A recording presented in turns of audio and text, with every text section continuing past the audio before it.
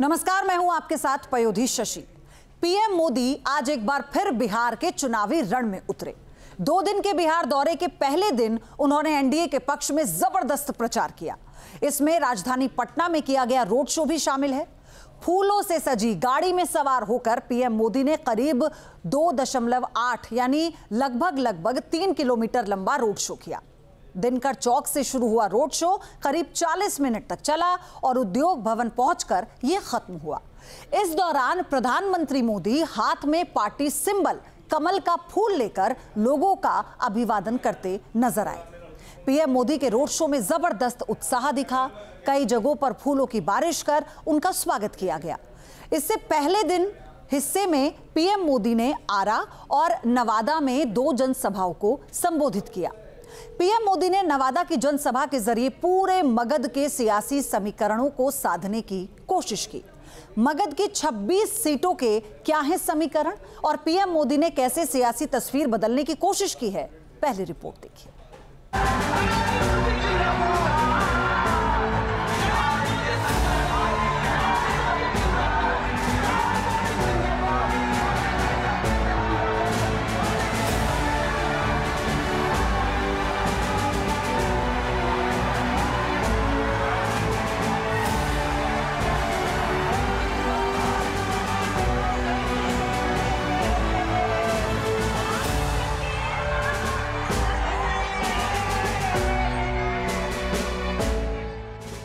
मगध में जंग जोरदार, पीएम मोदी का प्रचार।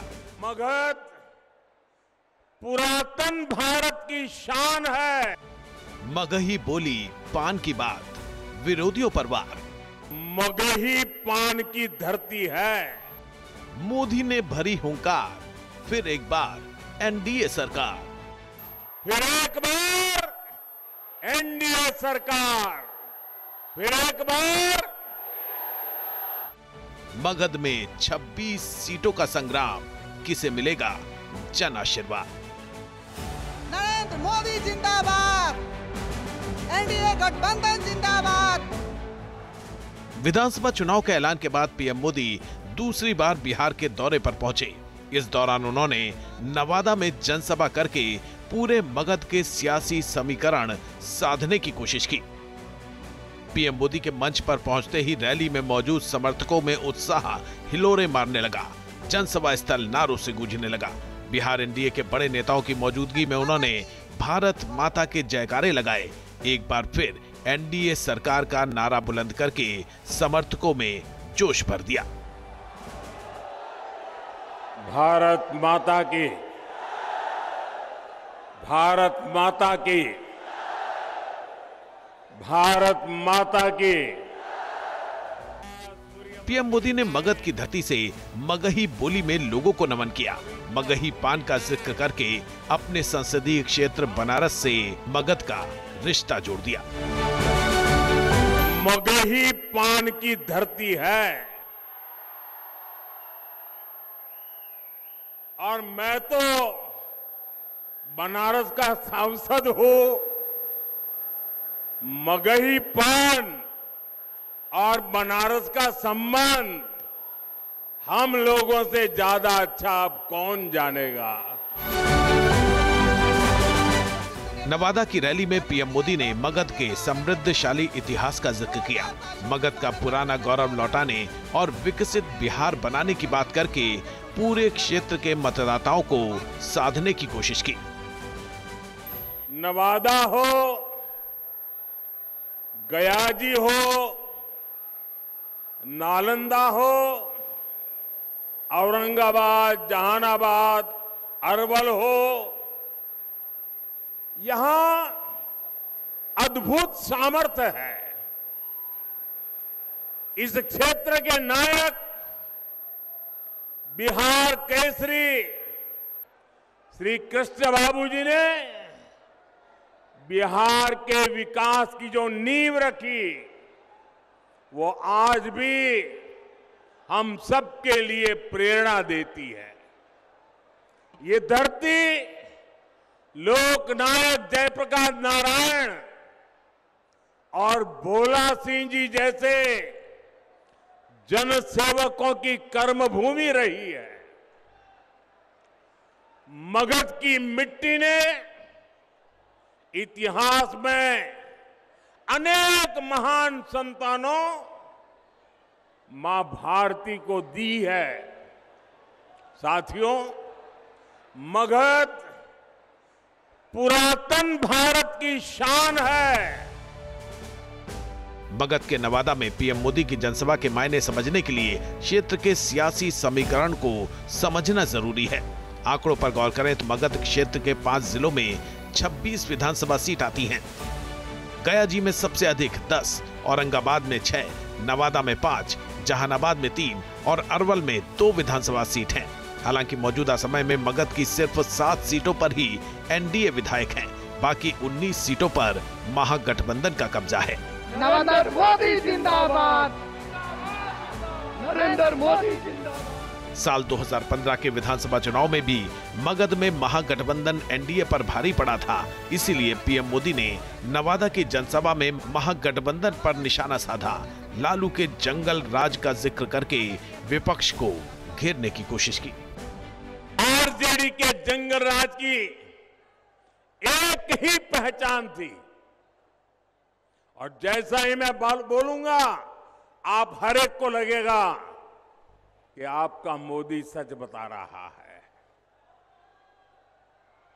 उनकी एक ही पहचान थी, कट्टा, क्रूरता, कटुता, कुसंस्कार, कुशासन और करप्शन। ये था कि नहीं था भाई? यही उनकी पहचान थी कि नहीं थी?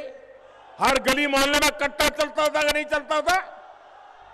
आए दिन कट्टे का खेल होता था कि नहीं होता था? जंगल राज की निशानियों ने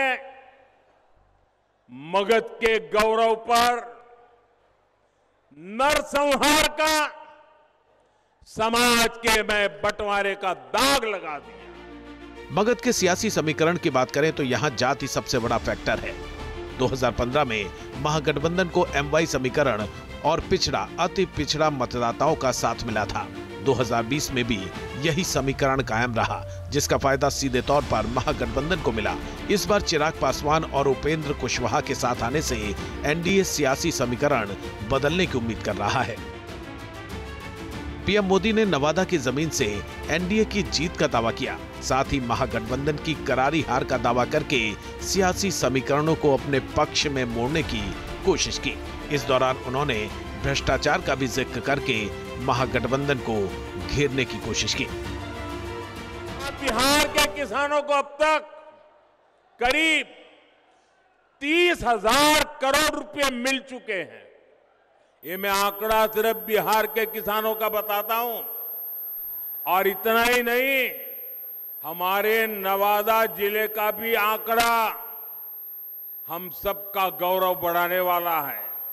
यहां के 2 लाख किसानों के खाते में 650 करोड़ रुपए जमा हो चुके हैं। अगर जंगल राज वाले होते, उनके साथी कांग्रेस वाले होते, तो आपके हक का ये सारा का सारा पैसा लूटकर अपनी तिजोरी भर लेते।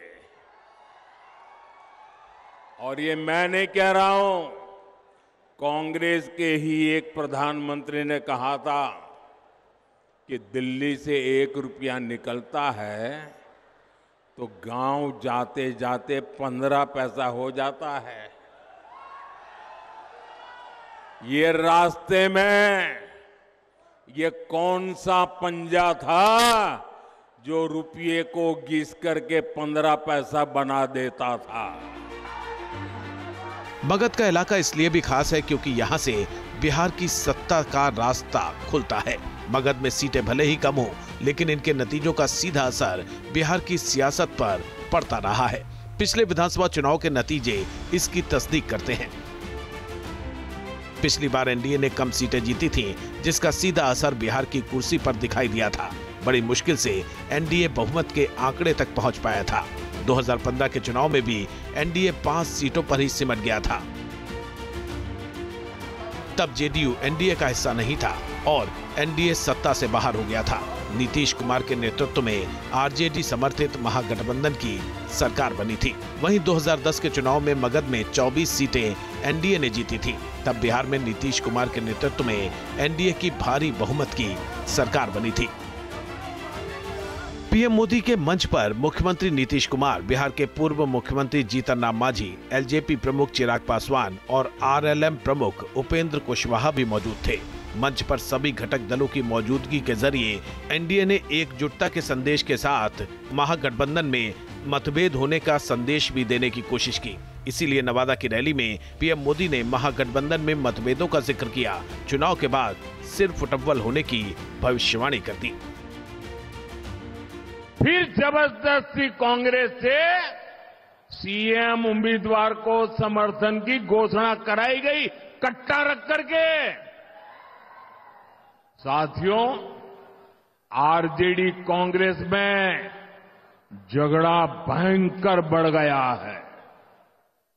ना घोषणा पत्र में कांग्रेस की सुनी गई, न प्रचार में उनकी पूछ हो रही है। चुनाव से पहले ही इतनी घृणा बढ़ गई है कि चुनाव के बाद ये एक दूसरे का सिर फोड़ने लगेंगे। पीएम मोदी की नवादा रैली के बाद मगध इलाके में मुकाबला दिलचस्प हो गया है। बिहार की सत्ता की सीढ़ी माने जाने वाली 26 सीटों पर सियासी घमासान चरम पर पहुंचता दिखा। सवाल यह है कि इस बार मगध किस गठबंधन के लिए सत्ता का द्वार खोलेगा। सवाल इसलिए अहम है क्योंकि इस बार के चुनाव में प्रशांत किशोर की पार्टी जन स्वराज भी मैदान में है। प्रशांत किशोर की पार्टी को मिले वोट भी मगध में हार जीत में निर्णायक रोल निभा सकते हैं। फिलहाल नतीजों को लेकर सिर्फ कयास ही लगाए जा सकते हैं। असल तस्वीर 14 नवंबर को ही साफ होगी, जब बिहार विधानसभा चुनाव के नतीजों का ऐलान होगा। Team news nation. जहां भक्ति है हर शब्द में, कथाओं में छिपे हैं दिव्य रहस्य और ज्योतिष देता है जीवन को दिशा। धर्म से जुड़ी हर बातों को जानने के लिए हमारे चैनल स्तुति को सब्सक्राइब करें। चैनल पर जाने के लिए इस लिंक पर क्लिक करें।